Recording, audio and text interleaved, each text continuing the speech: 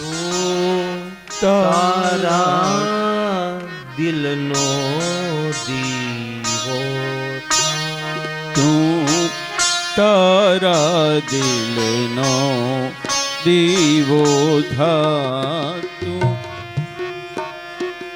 તું તારા દિલનો દીવો થા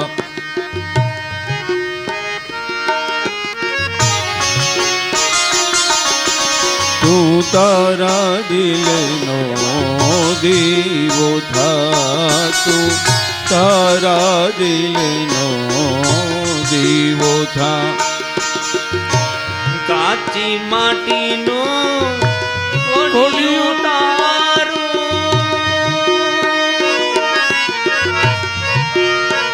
કાચી માટીનું કોડિયું તારું એમાં તેલ દિવેલથી છુપાયો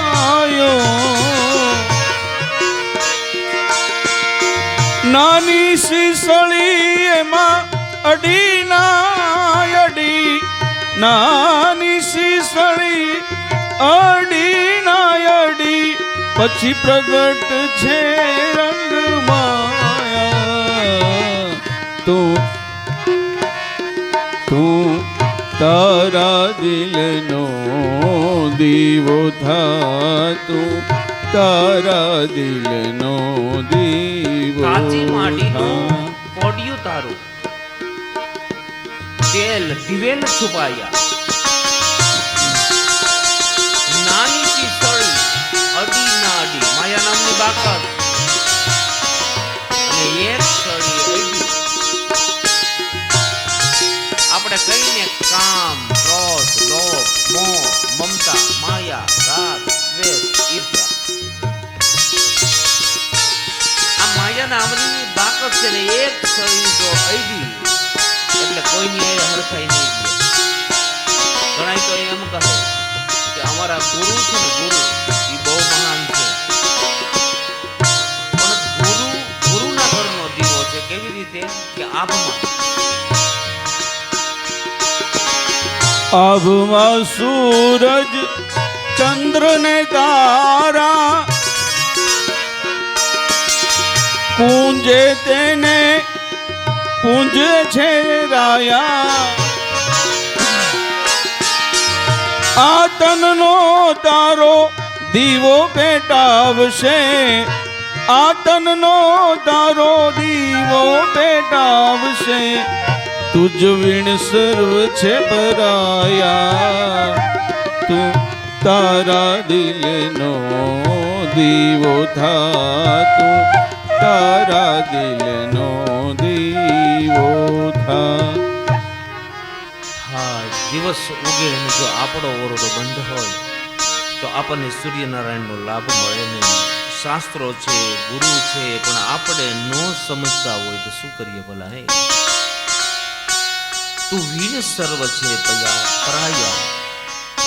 અને ભગવાનને મળવા માટે જવા માટે બધા સંતોનો એક જ મત છે કે એકલા જવું પડશે લો, અને વ્યવસ્થિત થઈને જવું પડશે, તૈયાર થઈને જવું પડશે. કેવી રીતે? કે જેમ કોઈ સ્ત્રીના લગ્ન હોય તો સ્ત્રી યુવાન બને, બધા શણગારોને ધારણ કરે, બધા રૂપને ધારણ કરે, અને જ્યારે જે સ્ત્રી પોતાના પતિને એકાંતમાં મળે ત્યારે એમની સાથે કોઈ હોતું નથી. એવી રીતે જ્યારે પરમાત્મા ભગવાન શ્રી કૃષ્ણને મળવા જવાનું થાય ત્યારે તૈયાર થઈને જવું પડશે, વ્યવસ્થિત બની જવું પડશે. આપણી સાથે કોઈ નહીં હોય, એકલા જ જવું પડશે, અને એને ભગવત પ્રાપ્તિ થાય છે. હે ઉદ્ધવ, જગતગુરુ ભગવાન શ્રી કૃષ્ણ કહે કે એક વખત આપણા દાદા યદુ રાજા એના દરબારગઢની અંદર નવ યોગેશ્વરો પધારે છે. ગુરુ દત્ત ભગવાન પધાર્યા. ગુરુ દત્ત ભગવાનને ઊંચું આસન આપ્યું. આપણા દાદા પગે લાગીને પૂછે કે આખું જગત તમને ગુરુ કે? ભગવાન કહે પણ મારે તમને એટલું પૂછવું છે કે આખા જગતના ગુરુ તમે, તમારા ગુરુ કોણ? અહીંથી દત્ત ભગવાન દત્ત ગીતા ચાલુ કરે. 2 અધ્યાયની અંદર 11મા સ્કંદમાં દત્ત ગીતા બતાવી કે હે યદુ રાજા, હું જ્યાંથી આંખ ખોલું ને ત્યાંથી મને ગુરુતા પ્રાપ્ત થઈ. આ ધરતીને ગુરુ બનાવી. ક્ષમાનો ગુણ ધરતીમાંથી મળે. પવનને ગુરુ બનાવ્યો, નિર્મળતાનો ગુરુ પવન છે. પાણીને ગુરુ બનાવ્યા, પવિત્રતાનો ગુરુ. પાણીને ડોળું કરવા વાળા કરે પણ પાણી કાયમ જ આવે. અગ્નિને ગુરુ બનાવ્યા, નિસંગતાનો સંગદોષ. લોહારનો દીકરો અગ્નિને મારી ન શકે, પણ લોઢાનો સંગ કરે એટલે વેગા ગણના ગા ખાવા પડે. નિસંગતાનો સંગદોષ. આકાશને ગુરુ બનાવ્યા, સૂર્યનારાયણને ગુરુ બનાવ્યા. નિમિત્તાના ગુરુ છે સૂર્યનારાયણ. ચંદ્રમાને ગુરુ બનાવ્યા. વધઘટ થાય, વધે એને ઘટવું પડે, ઘટે એને વધવું પડે છે. સવારમાં એને આપણે ચા પાણી પી ગયા હોય અને કોક પૂછે કેમ છે, અરે મજા તો કયો, એટલે સવારમાં પૂનમ હોય. બપોર થાય, અહીં કથામાં આવ્યા હોય ને એમાં ઓલાય આવી ચડ્યા હોય આપણા ઉઘરાણી વાળા, અને અહીં ઉઘરાણી કરે કેમ છે, ઠીક. હવે બધું સાંજ પડે અને કઈક એવા સમાચાર મળે કેમ છે, હવે મરી ગયા, એટલે અમાસ થઈ ગઈ. સમજાણું ને? સવારમાં પૂનમ હોય, બપોરે અંધારી આઈટમ થઈ જાય ને હાઈ સાઈટા વધે એને ઘટવું પડે, ઘટે એને વધવું પડે છે. 5 જ્ઞાનેન્દ્રિયના ગુરુ. જીભનું ગુરુ માછલું છે. માછલું મરે નહીં પણ ખાવા દોડે, નાકડિયા લાગી જાય. સમજાણું ને? આમાં આકડિયા ખાહે ને ભાઈ. જીભ બધા પ્રાણીઓને ભગવાને આપી, આપણને જીભ આપી, પણ જે જીભ ભગવાનનું નામ નથી લેતી એ જીભ મરેલી છે. એટલા માટે કીધું ને કે જીહબે પી બસવાન મૃતમે તદેવ ગોવિંદ દામો. જે જીભ ભગવાનનું નામ નો લી જીભ મરેલી છે. એ જીભનું અમૃત કોણ કરે? ભગવત સ્મરણ. કાનના ગુરુ હરણ છે. હરણના પગમાં ગજબની તાકાત છે, પણ હરણ કાન નથી જીતતું, સંગીત સાંભળવા ઊભું રહે અને મરે છે. હાથી બહુ બળવાન પ્રાણી છે, પણ રૂપમાં મોયો છે. તમે કાગળની હાથીણી આમ ખાડા ઉપર વાંસડા ગોઠવી, કાગળની હાથીણી ઊભી રાખી દો, પાસે આવીને મરે. ભમરો નાકનો ગુરુ છે. ભમરો સખત જીવ છે. ભમરો મોટા મોટા લાકડાને કોતરી નાખે. કમળ ઉપર બેઠે હોય અને કમળ રાત્રે બીડાઈ જાય, કમળની પાંખડીને ન કોતરી શકે. ભમરો નાકનો ગુરુ છે. 5 જ્ઞાનેન્દ્રિયના ગુરુ. સૂર્યનારાયણ બુદ્ધિના ગુરુ છે. ચંદ્રમા મનના ગુરુ છે. એક ભમરીને ગુરુ બનાવી. જે ઓલું ઘોણ બનાવે ને એ ભમરી છાણના કીડાને પકડી આવે, આર મારે. એ છાણનો કીડો ભમરીના ધ્યાનમાં બેસે કે હમણાં ભમરી આવશે ને આર મારશે, હમણાં ભમરી આવશે ને આર મારશે. ધ્યાનમાં બેઠો રહે એ કીડો. આખર બને એવું કે ભમરી એનું ભોણ તોડે તો એની અંદરથી છાણના કીડાને બદલે ભમરી બારી નીકળે. બોલો કેવું? એટલે હદ સુધી જો જીવ ભગવાનનું ધ્યાન કરે તો જીવ શિવ બની જાય. હું એમ કહેવા માંગુ છું. એટલું ધ્યાન કરવાની જરૂર છે.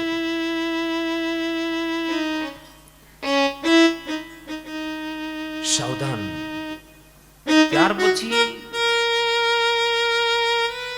કુંવારી દીકરીને ગુરુ બનાવી. દીકરી એકલી ઘરે છે, એના માવતર બાર ગામ ગયા છે. પાછળથી દીકરીને જોવા માટે મહેમાન આવ્યા. તો દીકરીના ઘરની અંદર ચોખા નથી. એ દીકરી કમોદને સડવા બેઠી, કમોદને ખાંડવા બેઠી. હવે કમોદને ખાંડી તો હાથમાં બંગડીયું ખીખડી. દીકરીએ વિચાર કર્યો કે બંગડી ખખડે તો મારા પિતાના ઘરની આબરૂ જતી રહે, બંગડી કાઢી નાખો. અરે વાહ! મેં તો કીધું દીકરી તું મારો ગુરુ, તારા પિતાના ઘરની આબરૂ જાય એવું તે નો થવા દીધું. આપણે 70-80 વર્ષ જીવવું છે ભલા. આપણા પિતાની આબરૂ જાય ને એવું કરતા નહીં. આ બધા ખખરાટ ભપડાટ ન ચાલે. અમુક ઉંમરના થાય ને એટલે સમજી જવાય. ઘણા હોય મગજના 60 વર્ષ પછીની વાત કરું છું કે શાક બરોબર નો થાય તો કરે વાટકાનો ઘા. આવા નવા શીખાશે. આ ખખડાટ ભપડાટ કેવાય, ધ્યાન રાખજો. ઈ છોકરાને જાનમાં નો જવા દે. ઈ ધરાહાર ભાભો ઉપડે.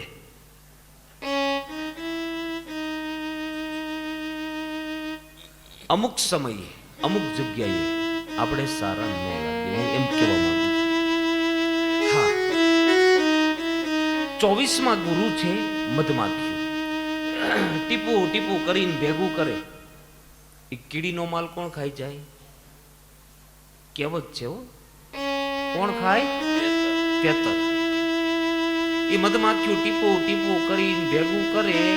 એ મધને આપણે ઉડાડી, મધ આપણે ખાઈ જાય. સમજાણું?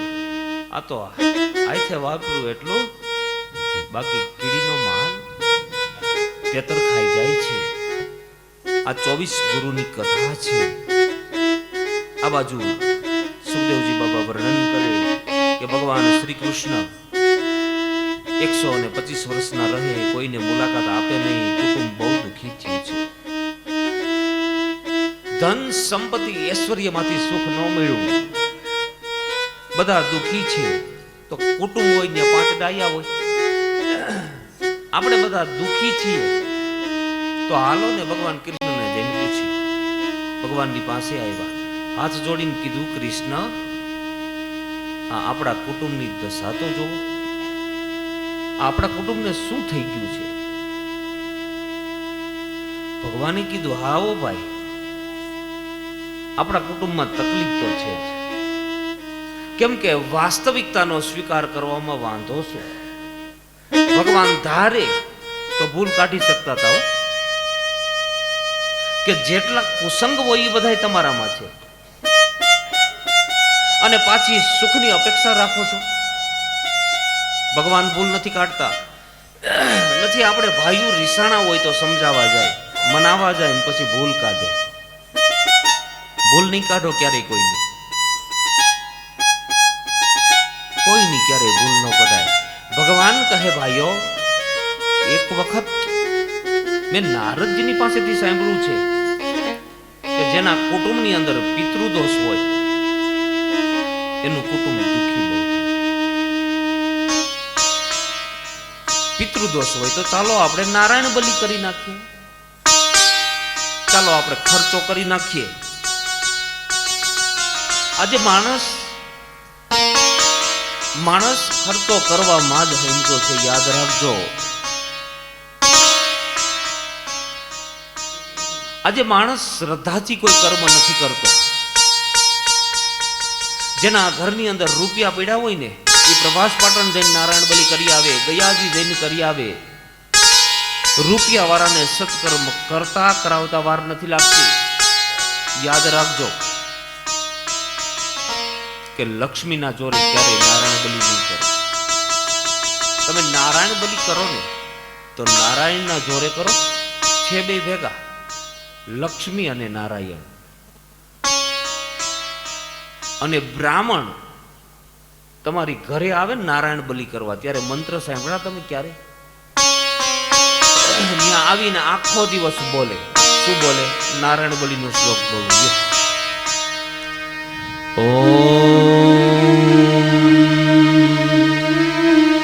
અનાધિ નિધનો દેવા શંખ ચક્ર ગદાધરં અક્ષય પુંડરીકાક્ષ પ્રેતમોક્ષો પ્રદો ભવ. કૃષ્ણ કૃષ્ણ કૃપાલો ત્વમ એવ ગતિર્મમ ત્વમ એવ ગતિર્મમ. કૃષ્ણ કૃષ્ણ કૃપાલો ત્વમ એવ ગતિર્મમ. હે યજમાન, તમારા પિતૃઓની ગતિ કૃષ્ણના ચરણમાં થાવ.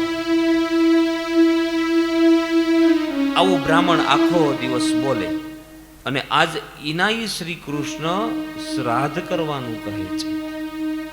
આપણને એમ થાય કે ઠાકોરજીએ આ લીલા શું કામ કરી?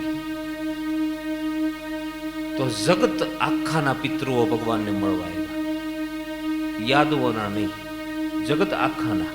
કે હે કૃષ્ણ, તમે બધાનું ભલું કર્યું, આમાં અમારું ભલું ક્યાં કરશો? ભગવાને કીધું એક દિવસ તમારું ભલું કરીશ. ભગવાન વિચાર કરે કે હું મારા જ કુટુંબને આગળ કરું. 56 પાખી 56 કુળના યાદવો ભેગા થયા, નારાયણ બલિ કરવા માટે ભેગા થયા છે.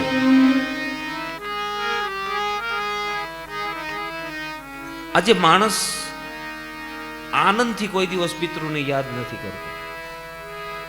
નડતર હોય ને તો કરે.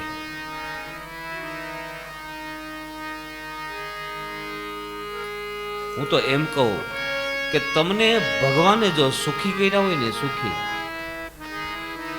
તમારી ઉપર પિતૃની કૃપા હોય ને, તો 1-2 વર્ષે નારાયણ બલિ યજ્ઞ કરજો, જો સુખી થવું હોય તો.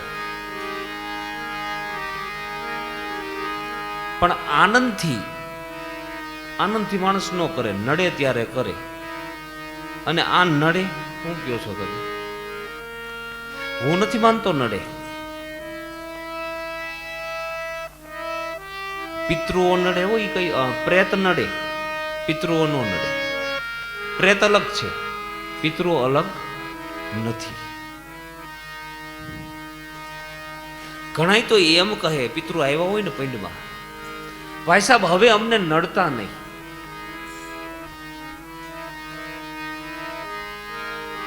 પિતૃ ક્યારેય નડે નહીં. આપણા માવતરો આપણને ન નડે, આપણા કુલદેવી આપણને ન નડે. પણ પ્રેત જીવ નડે એ કહી દઉં છું, પિતૃ નહીં. તો નડતા નથી એનો મતલબ એ પણ નથી કે એની પાછળ કઈ કરવું નહીં. ઘણા મને એવા પ્રશ્ન કર્યા કથાની અંદર, દાદા આવ્યા છે, ફોટા પધરાવ્યા છે, હવે ફોટા પાણી પધરાઈ દેવાના. લે બોલો, તમે પધરાવા આવ્યા છો અહીંયા? ઠીક છે, ફોટો કોઈ જર્જરિત થઈ ગયો હોય ને પધરાવો તો વાત અલગ છે. પિતૃઓ આપણી જેમ જ વર્તે હો. જીવ બંધાયેલો છે, જીવ હંમેશા બંધાયેલો છે. આપણે અકારણ ભેગા નથી થયા બધા. કોઈ કોઈનો પતિ છે, કોઈ કોઈની પત્ની છે, કોઈનો પિતા છે, કોઈ એની માં છે. આપણે એકાબીજા ભેગા થયા છીએ ને, એકાબીજાનું કર્મનું કંઈક બાકી રહી ગયું છે, એ પૂરું કરવા માટે આવ્યા છીએ, બાકી બીજું કશું નથી. ભગવાન કૃષ્ણએ બતાવ્યું કે તમારા બધાની ઘરેથી રથ જોડો, નારાયણ બલિનો સામાન લ્યો. 56 પાખી 56 કુટુંબના યાદવો પ્રભાસ પાટણ આવ્યા છે. અહીંયા ભગવાન નારાયણ બલિ કરે છે. બ્રાહ્મણ મંત્રથી પાણીની અંદર પિતૃને બોલાવે. પિતૃઓનું નિવાસસ્થાન પાણીમાં છે, દેવોનું નિવાસસ્થાન આકાશમાં, ભૃત સૃષ્ટિનું નિવાસસ્થાન પવનમાં. આમ અલગ અલગ વાસ આપ્યા છે. બ્રાહ્મણ કઈ વિધિ કરવા માટે આવે, તર્પણ કરાવે, તો મંત્રથી પાણીની અંદર પિતૃઓનું આવાહન કરે. પછી એના કુટુંબી તરીકે ખાલી તમે પાણીનો સ્પર્શ કરો તો પણ પિતૃને શાંતિ થાય. આવી એક વિધિ બતાવવામાં આવી છે. બધા યાદવો પ્રભાસ પાટણની ભૂમિ ઉપર આવ્યા, શ્રાદ્ધ કર્મ કરે છે. હવે શ્રાદ્ધ કર્મ કરો ને એટલે 5 વસ્તુના દાન કરવા પડે. 1 સોનું, 1 ભૂમિ, 1 ગાય, વસ્ત્ર અને વાસણ, અને છેલ્લે ભોજન આવે. એટલું દાન કરો ત્યારે પિતૃ રાજી થાય. તો યાદવો તો ભાઈ ખૂબ રૂપિયાવાળા છે, પુષ્કળ બ્રાહ્મણોને દાન આપ્યું, બ્રાહ્મણોને રાજી રાજી કર્યા. ભગવાન કૃષ્ણએ ત્યાં વેણી માધવનું રૂપ ધારણ કર્યું છે. વેણી માધવ, તમે પ્રભાસ તીર્થમાં જાઓ ને, ત્યાં ભગવાનનું વેણી માધવનું એ સ્વરૂપ છે. વેણી માધવ, ભગવાન કૃષ્ણે વેણી માધવનું રૂપ ધારણ કરી તેમાં વાસ કર્યો છે. ભગવાન કૃષ્ણ કહે કે હું જગતનો બાપ છું, પણ જન્મ લઉં ત્યારે જગતનો પુત્ર છું, ત્યારે પુત્ર તરીકેની મારી ફરજ પૂરી કરું. આજે ભગવાન ખુદ તર્પણ કરે. જો ભગવાનનું નામ લેવાથી પિતૃઓને શાંતિ થતી હોય તો ભગવાન ખુદ તર્પણ કરે તો પિતૃઓને શાંતિ ન થાય. આજે બધા પિતૃઓને ભગવાને તૃપ્ત કર્યા છે. દેવતાઓ દુદંભીઓ વગાડવા લાગ્યા, પુષ્પની વૃષ્ટિ કરવા લાગ્યા, કૃષ્ણનો જય જયકાર કરવા લાગ્યા છે. પિતૃઓ શ્રદ્ધયાત દંતમ શ્રાદ્ધમ, શ્રાદ્ધનો અર્થ રાવણે કર્યો છે. શ્રાદ્ધ કલ્પ નામનો ગ્રંથ લખ્યો છે. આ ગ્રંથનો લેખક રાવણ છે. એટલો બધો સુંદર સુંદર આ ગ્રંથ લખવામાં આવ્યો છે. એમાં લખ્યું છે કે તમે ગાયને ગૌગ્રાસ આપો, કૂતરાને ભોજન કરાવો, શ્વાન ભોજન કરાવો, બ્રાહ્મણને જમાડો, બ્રહ્મ ભોજન કરાવો, દેવ મંદિરની અંદર તમે ઠાકોરજીનો થાળ અર્પણ કરો. જોજો, શ્રાદ્ધ ઘણી રીતે થઈ શકે. તમે ગરીબ ગુરબાઓને મદદ કરો, પણ શ્રદ્ધયાત દંતમ શ્રાદ્ધમ, શ્રદ્ધાથી કરવામાં આવે તો.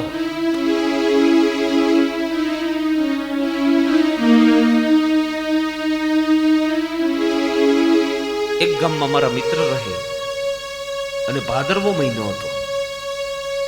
અને ભાદરવા મહિનામાં મને ફોન આવ્યો. મને કે રાકેશ મહારાજ હમણાં હું પ્રોગ્રામ, મેં કીધું હાવ નવરો. તો મને કે પરમ દિવસે મારા બાપુજીનું શ્રાદ્ધ છે, તમે જમવા આવશો? મેં કીધું આવું ને, કેમ નહીં. અને જમવાનું હોય એના જેવું એક કોઈ નહીં. મને કોઈક જમવાનું કે એટલે હું મોડો પડી જાઉં, હું હાથ પાડી દઉં. તો મને કે શું બનાવું છું? મેં કીધું દૂધપાક બનાવું. હું તો 11 વાગે પહોંચી ગયો. બીજા બ્રાહ્મણો હતા, એ બિચારો નાયો ધોયો, ધોતી પહેરી, વાસ નાખવી પડે ને. એની ઘરવાળીને એમ કીધું, સાંભળો શું વાસની થાળી તૈયાર થઈ ગઈ? તો કે હા. તો કે લેતી આવો, પણ જોઈજે દૂધપાક મોળો લેતી આવજે. હવે હું છાપું વાળતો છાપું પડી ગયું હેઠું. એને બિચારા વાસ નાખી લીધી. પછી મેં ચોખવટ કરી, ભાઈ તારે જમવા દેવું હોય તો દે, ન દેવું હોય તો હજી ના પાડી દે, મોળો દૂધપાક નહીં હાલે. ઈ ગળે ઉતરી. એટલે મને કે રાકેશ મહારાજ તમારા હાટું તો મીઠો દૂધપાક બનાવ્યો છે, આ તો વાસ નાખવાનો મોળો. મેં એમ કેમ? તો કે મારા બાપુજીને ડાયાબિટીસ હતું. લે,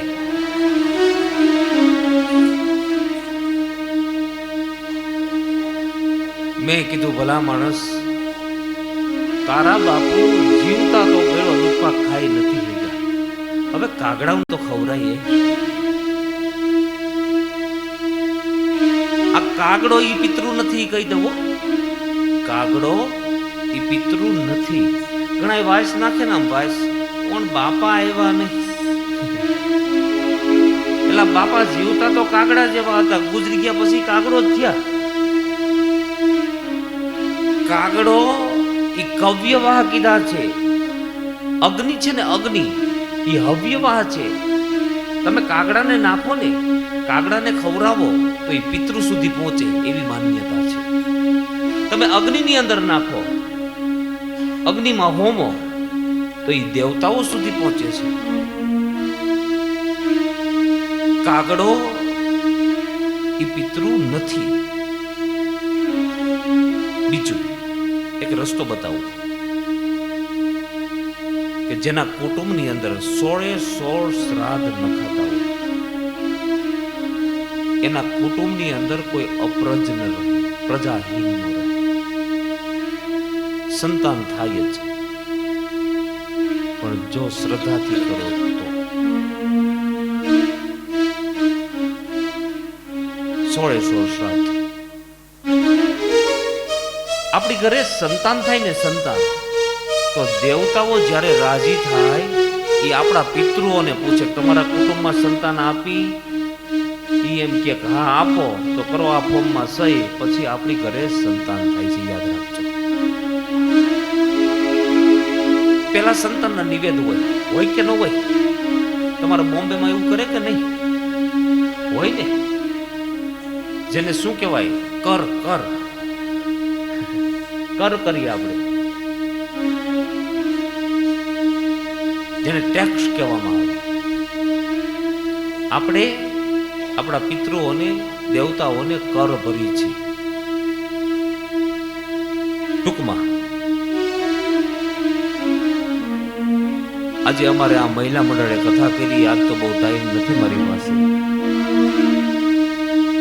આજે પિતૃઓના ફોટા રખાવ્યા.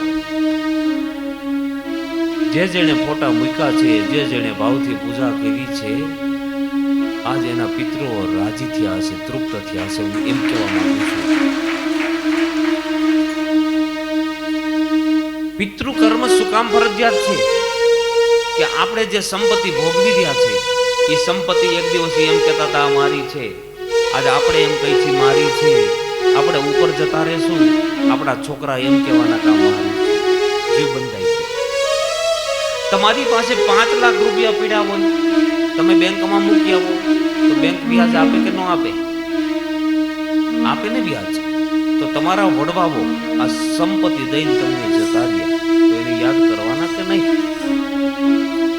યાદ રાખજો. જો યાદ નથી કર્યા તો એની પાસે લઈ લેવાની હોતી તે વડવો. પણ એનો અર્થ નડે છે એવો નહીં કરતા. એ તો શબ્દ આપણને સમજવા માટે છે. આ વ્યાસ આસનેથી અમારે ખોટું ન બોલાય. અને આવું અમે કહેવા માંડી તમારે પછી શું કરવું? સમજાય છે? પણ શ્રદ્ધાથી કરજો કર્મ, એનાથી પિતૃ રાજી થશે. બસ યાદ હોય નારાયણ બલિ કર્મ કીધું. યાદ હોય એવું વિચાર્યું કે આપણે બધા પાપમાંથી મુક્ત થઈ ગયા, હવે પાપ કરવામાં વાંધો નહીં. ત્યાંથી ભગવાન બેણી માધવના પિતૃઓને વંદન કરી, બેણી માધવ રૂપ જે ભગવાને લીધું છે, પિતૃઓને વંદન કરી ત્યાંથી દૂર એક પીપળો છે. પીપળાના થડને ટેકો દઈ ભગવાન આરામ કરે. યાદવો બધા વિચાર કરે કે હવે બધી ભલાઈ થઈ ગઈ, બધા હારાવાના થઈ ગયા, હવે પાપ કરવામાં વાંધો. ગંગાજી નાવા વાળા એમ માને કે ગંગા સ્નાન કરી લે એટલે પાપ ધોવાઈ જાય, હવે પાપ કરવામાં વાંધો. આમાં કેટલાય ગંગા સ્નાન કર્યું? ઊંચી આંગળી કરો.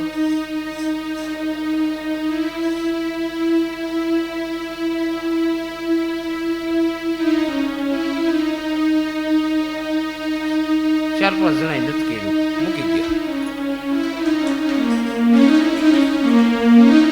હું તમને એમ પૂછું, પાપ ધોવાઈ ગયા?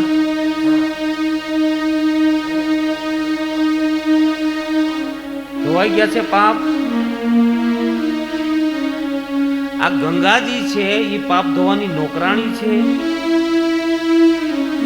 એ આપણી માં છે. કોણ છે? એ માં છે. પંડિત જગન્નાથે ની ગંગા લેરીમાં કીધું કે માં તારું વેણ કેવું છે? માની ગોદ જેવું. માની ગોદ કેવી હોય? ગરમ હોય. આપણને કેવી લાગી? એમ કેમ?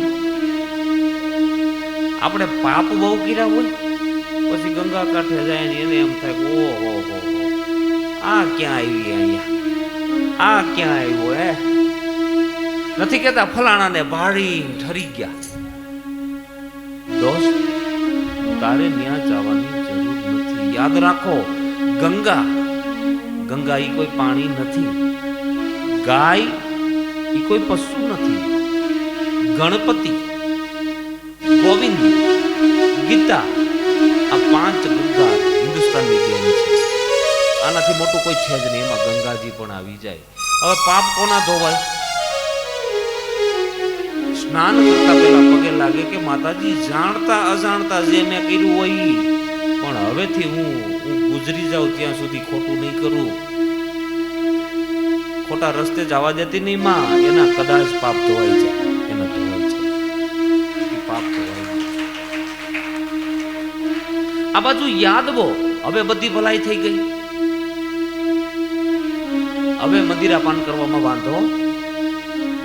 દ્વારિકાથી તો મદિરા લેવાનો નથી, એટલે ન્યાના વસતા જે માછીમાર લોકો છે, માછલાની અંદરથી મદિરા બનાવે, અતિ અપવિત્ર ઝેરી વારુણી નામની મદિરા, એનું પાન કર્યું છે. એક બાજુ વેણી માધવ ના પિતૃઓ બિરાજે, એક બાજુ સોમનાથ ભગવાન બિરાજે, એક બાજુ દ્વારિકાધીશ બિરાજે, અને વચમાં પીધો. તમે તીર્થની અંદર પાપ કરો એટલે ભૂમિ શ્રાપ આપે. ઘરે કરેલા પાપ અહીંયા ધોવાય, પણ તીર્થમાં કરો તો અન્ય ક્ષેત્રે કૃતમ પાપમ તીર્થ ક્ષેત્રે વિનશ્યતિ. અન્ય ક્ષેત્રના પાપ હું તમે તીર્થની અંદર ધોઈએ, પણ તીર્થમાં પાપ કરીએ તો એ ક્યાં ધોવાય? અહીંયા ભૂમિએ શ્રાપ આપ્યો કે હે યાદવો, શીઘ્ર તમારો વિનાશ થઈ જાઓ. અંદરો અંદર મીઠા છે ઝઘડવા બધા. આ બાજુ બલરામ આવ્યા. બલરામજી કહેલા, યાદવો તમે શરમાઓ, તમે બધા કોણ છો? આ શું કરો છો? બલરામજીને મારવા જોઈએ, લેતો જા તું. કેમ કે એવું મદિરાપાન કર્યું છે કે ભાન કે શાન કઈ છે જ નહીં. કૃષ્ણ ક્યાં છે, કૃષ્ણ ક્યાં છે જાણે એક વૃક્ષની નીચે બેઠા છે, કઈ બનતું ન હોય એમ ભગવાન બેઠા છે. કનૈયા ઊભો થા, આપણું કુટુંબ અંદરો અંદર ઝઘડે છે, એને નોખા પાડ. ભગવાને કીધું, મોટા ભાઈ તમે નોખા પાડો, તમે મારા કરતા એ મોટા છો. પણ બલરામ કહે, કનૈયા એ સમજતા નથી તો કે ક્યાંથી સમજે? એમાં એ કોઈ આપણો નથી. સમજતા ન હોય એની ઉપાધિ કરાય નહીં. ભગવાને સૌનો અર્થ કર્યો. પેટનો દીકરો હોય તો 5 વાર શિખામણ અપાય, 10 વાર અપાય, પણ પછી ન સમજે તો આપણે અંદરથી સમજી જવું કે આપણો નથી. જો આપણો હોય તો સમજવું જોઈએ. દાઓ બડે ભૈયા, તમે બીજાની ચિંતા નહીં કરો. હવે આપણે આપણો હંકેલો કરો. અહીંયા આપણો ખેલ ખતમ થાય છે. અહીંયા ભગવાન શેષ નાગની સૈયા ઉપર સૂતા હોય એવા બલરામજીને દર્શન કરાવે. પ્રભુ તમે? તો કે હા. અહીંયા બલરામજી શેષ નારાયણને પ્રદક્ષિણા કરી અને સમુદ્ર માર્ગે જતા રહ્યા છે. આ બાજુ યાદવો ઝઘડે, હથિયારો ભાંગી ગયા. અને હવે તો બ્રાહ્મણના શ્રાપે કામ કર્યું. કે ઓલું વજ્ર ઘસ્યું હતું ને, એમાંથી પાન નામની વનસ્પતિ ઉગી છે, 3 ધારવાળી, અને ઉપાડીને એકાબીજાને મીંડા છે મારવા. અને થોડીક વાર થઈ ત્યાં તો યાદવાસ્તરી થઈ ગઈ. અંદરો અંદર બધા કપાણા છે. ઉપરના ભાગમાં પહાડી છે, પહાડી ઉપરથી પારાદીએ બાણ માર્યું. તો ભગવાન કૃષ્ણનું ચરણ વિંધાણું, હૃદય વિંધાણું અને હાથ વિંધાણો. પારાદી આવીને જોવે તો ભગવાનને જોવે. બાણ ફેંકી દીધું, ભગવાનના પગમાં પડ્યો. પારાદી રડે છે, અરે પ્રભુ આ મેં શું કર્યું? કાંઈ નહીં મિત્ર, મારી ઈચ્છા હતી ને એમ જ તે કર્યું છે. તે કાંઈ ખોટું નથી કર્યું. પારાદી રડે. ભગવાને કીધું, રામાયણનો કાળ યાદ કર.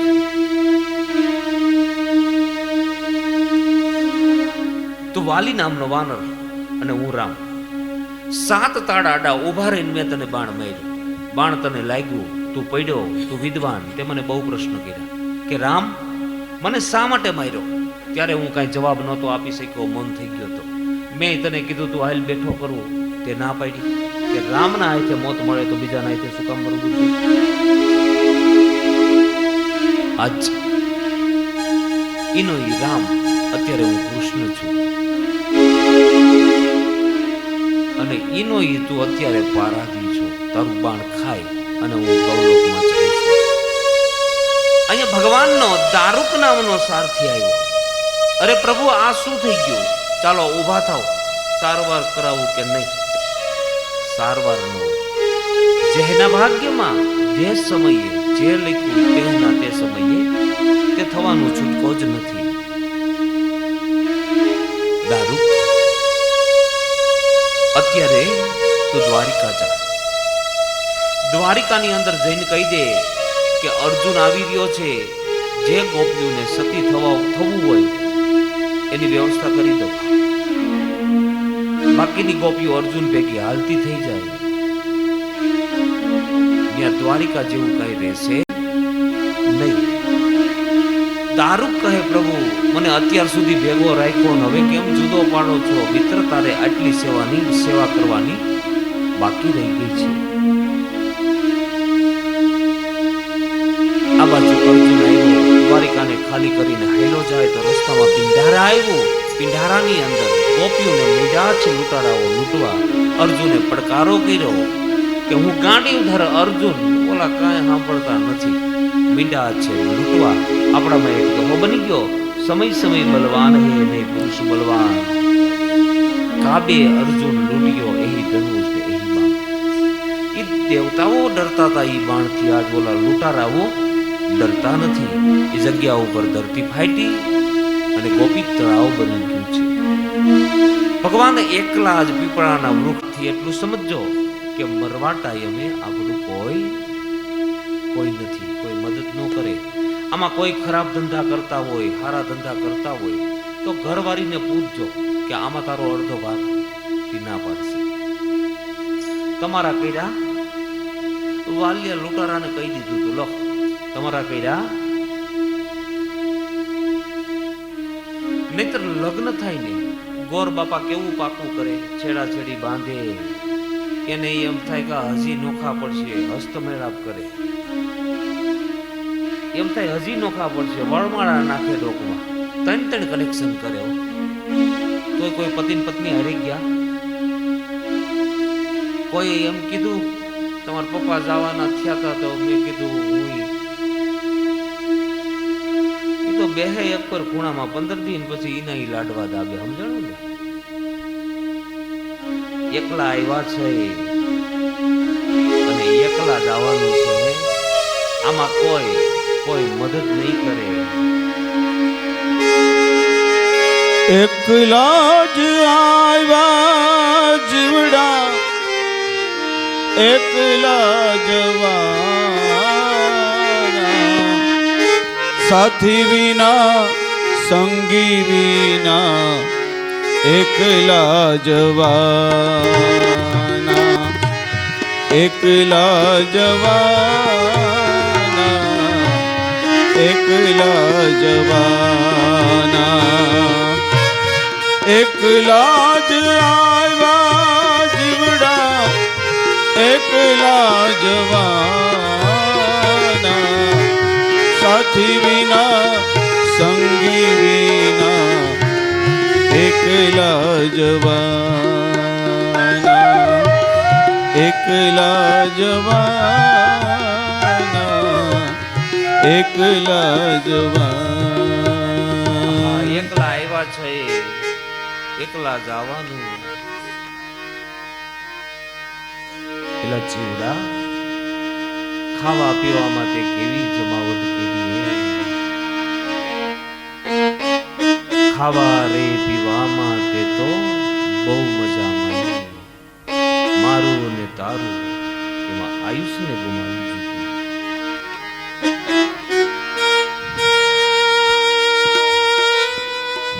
આ કાયા રાણી તારી કાગળની કોથળી છે. એ હવાથી ભરેલી અને એક જ યમરાજાની થપાટ લાગી એટલે આ કોથળીમાંથી દાદા ગયા, મારી ગયા. બસ વાત પૂરી થઈ જાય. આ કથાને અંતે 11મા સ્કંદના અંતમાં દેવતાઓ બધા પ્રોગ્રામ કરે.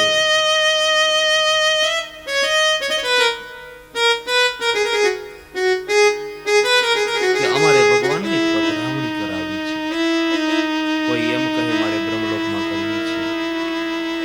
એમ કહે અમારે ભગવાનની પધરામણી અહીંયા કરવી છે, ભગવાન કહે મારે બધે કરવી છે. તેજનો મોટો બધો લીસોટો થયો. પવનમાં પવન, પાણીમાં પાણી, આકાશમાં આકાશ, પ્રકાશમાં પ્રકાશ. ભગવાન જેમ આવ્યા એ કોઈને ખબર નહોતી, એમ ભગવાન દરેકની અંદર વ્યાપ્ત બની ગયા છે. ભગવાન 125 વર્ષે સ્વધામ ગયા. બોલો કૃષ્ણ કનૈયા લાલ કી જય. દેવતાઓ નીચે ઉતરા. પ્રભાસ તીર્થને ઘોષિત કરવામાં આવ્યું. પ્રભાસ તીર્થ ભગવાનનું અંતિમ વખતનું એ તીર્થ, પિતૃઓનું તીર્થ.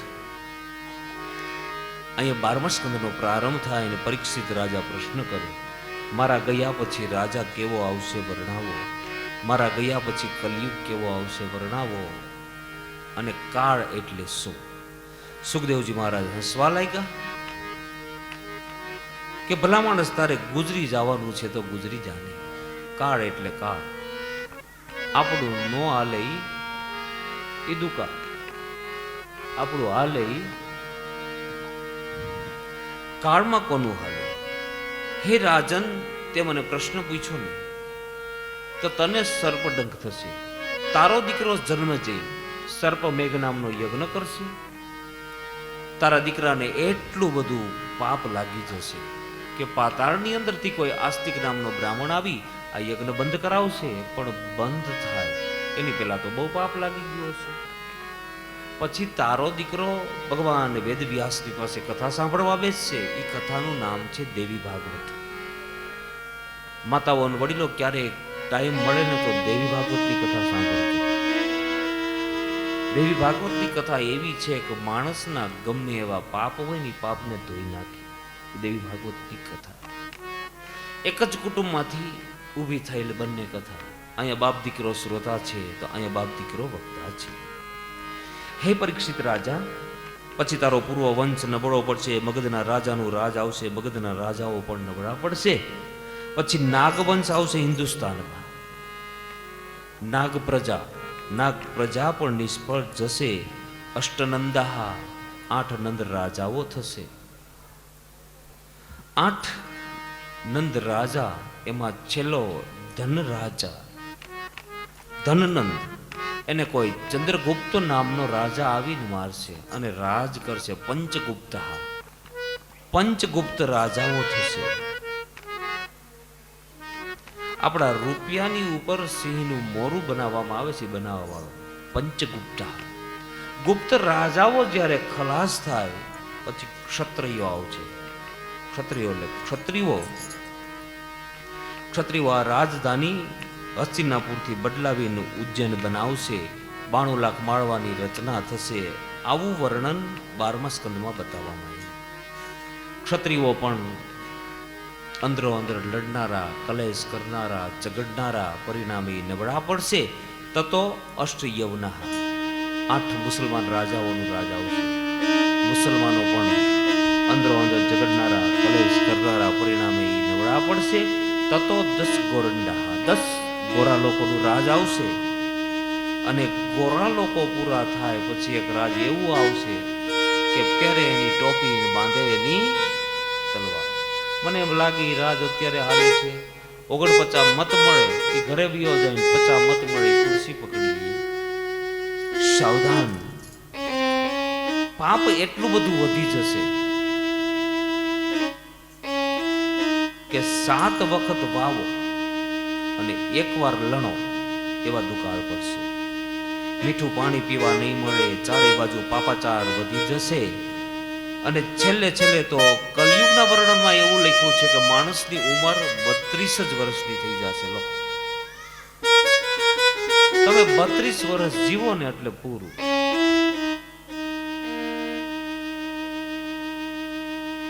આમાં બધા મોડા પડી ગયા. લ્યો,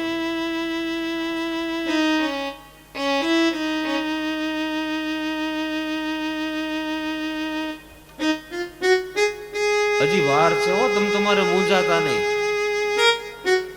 હજી આપણે હમણાં કથામાં 105 વર્ષના બા આવ્યા હતા. હજી ઈ સમયને વાર છે. કલયુગ કેવો આવશે? બીજો પ્રશ્ન. તતો વર્ણાશ્રમ નષ્ટઃ. વર્ણાશ્રમ જતો રહેશે. ટૂંકમાં કથા કરી દઉં. હવે બધાયને અકળામણ થવા માંડ્યું છે. એક જ વર્ણ પાછળ વચ્ચે બ્રાહ્મણ, ક્ષત્રિય, વૈશ્ય અને શૂદ્ર એક જ વર્ણના થઈ જશે. ક્રિયા વિક્રય કપટમ, કર્મે કપટમ, ધર્મે કપટમ. દેવ મંદિરમાં મૂર્તિ ઉપર ક્યાંય તેજ જોવા નહીં મળે. આ સાધુ સંતો બ્રાહ્મણો અમે પૈસાને અડતા નથી, અમારા ખીચાની અંદર નાખી દો તો અમને કઈ વાંધો. ચારે બાજુથી લાવો લાવો લાવો, બીજી વાત જ નહીં. નોકરી કરતો હોય 7,000 70,000 નું કરપ્શન કરે. પાછા હું કે અમે તો નોકરિયાત કહેવાય, અમારી પાસે શું હોય લે બોલો. ચારે બાજુ અનર્થ અનાચાર એટલા બધા વધી જશે. અને એ વખતે ઉત્તર ભારતમાં ભગવાન પ્રગટ થશે. વિષ્ણુ યશ નામનો કોઈ બ્રાહ્મણ, એની ઘરે ભગવાન કલ્કી રૂપ ધારણ કરશે. ભગવાન ઘોડા ઉપર બેઠા હશે, દિવ્ય તલવારને ભગવાને હાથમાં ધારણ કરી હશે. આગમવાણી એક સરસ મજાની આગમવાણીમાં વાત કરી દીધી. 2 કડી દેવાયત પંડિત, 2 કડી મારે ગાવી છે. દેવાયત પંડિત આગમવાણી વાત. એવા દેવાયત એ પંડિત દાડા દાખવે, સુનજો દેવળ દે નાર દેવાયત. એવા દેવાયત એ પંડિત દાડા દાખવે, સાંભળો દેવળ દે નાર. એવા દાડા દાખવે કે હે દેવલ દે, આપણા ગુરુએ આગમ ભાઈખા સાંભળો. આપણા ગુરુએ આગમ ભાખી દીધા છે. અને વર્ષો પહેલા લખેલી વાતો કે પળીએ પાણી વેચાશે, દોયડે દીવા બળશે, વાયે વાતો થાય. આ મોબાઈલના બટકા નહોતા તેદીની વાતો, આ લાઈટ નહોતી તેદીની વાત. પળીએ પાણી વેચાય છે. બહુ બહુ બહુ વર્ણન છે આમાં તો. ભગવાન આવશે, ભીમને અને હનુમાનને ભેગા રાખ્યા હશે, અને કાકળીએ ભગવાન તંબુ તાણશે.